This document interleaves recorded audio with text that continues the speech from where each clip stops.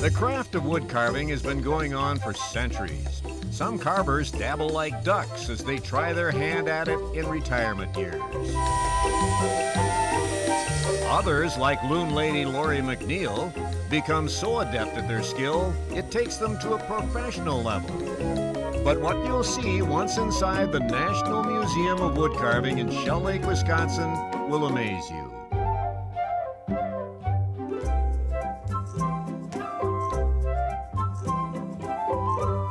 Every single carving within these walls was created by one man. His name, Joseph Barta, born in Illinois in 1904, graduated as a top baseball pitcher from the Illini, where his roommate was the great galloping ghost, Red Grange. Later, Barta spent most of his life in Spooner, Wisconsin, where he carved hundreds of miniature and life-size figures over a 30-year span until his death in 1972.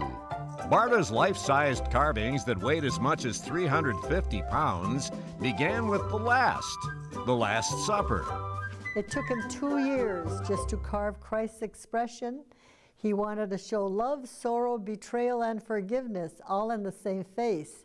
And that is 2 positives and 2 negatives of emotion in a face, so it's very difficult. Barta was particular as to the types of wood he used. He carved several different types of woods. I know, like, when I carve in ducks and things, I use basswood, but he used, I don't know if he used tupelo, but you probably know what he used. For the miniatures, he used all types of wood, whatever he could find in Wisconsin. But for when he did The Last Supper, he wanted it to be all the same, so he imported his wood from Oregon and Washington.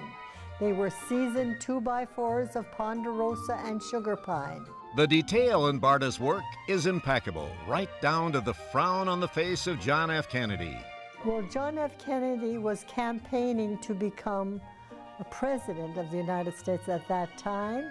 John F. Kennedy went downtown Spooner and he used the facilities. So Joseph Barta made a sign saying, John F. Kennedy used these facilities. Well, so did I, but I don't see a sign to document it. I tell you, I get no respect. Hey, isn't that Nikita Khrushchev over there? I'd recognize that shoe anywhere. Khrushchev was the Prime Minister of the Soviet Union. He was at the UN at the time, and he took off his shoe, was banging his shoe at the UN, wouldn't let anyone speak. So the woodcarver thought that was a childish gesture, so he portrayed him as a child.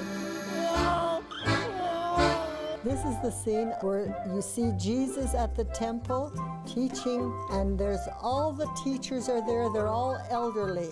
And Joseph Barta is also a teacher, and he's amongst them. And of course, the remarkable collection begs the question. You probably don't know the answer to this, probably no one does. The value of something like these carvings.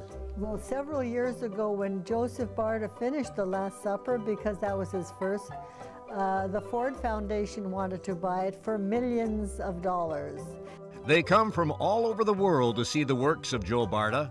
Maria McKay has said goodbye to people from so many countries, she can now say goodbye in nearly every language. And Japanese, it's domo arigato gozaimashita. In Chinese, it's sheishe. In Russian, it's spasiba. In Polish, it's dziękuję. In Sweden, it's tusen tak, which means 1,000 thanks. And 1,000 thanks to Maria for taking us on a tour of the Wood Carving Museum. RJ Fritz out and about for Life to the Max, Shell Lake, Wisconsin. Life to the Max is brought to you by Life Touch, photography for a lifetime.